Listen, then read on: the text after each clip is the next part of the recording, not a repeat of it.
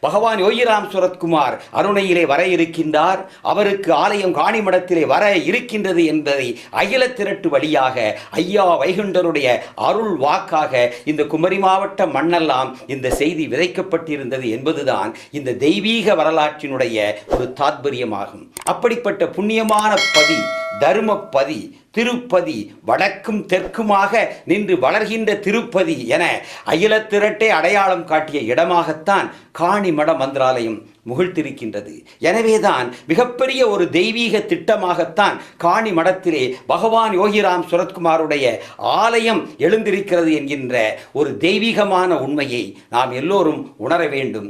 அதுதான் அப்போதுதான் நமக்கு காணி மடத்தினுடைய மகிமை நமக்கு புரிய வரும். எப்படிப்பட்ட திருத்தலம் அது! அந்த திருத்தலத்திலே சென்று நாம் நின்றால் அங்கு தெய்வீக சக்திகள் எப்படிப்பட்ட ஒரு மிகப்பெரிய திட்டத்தோடு அந்த இடத்தில் ஆலயத்தை எழுப்பி வந்திருக்கின்றது.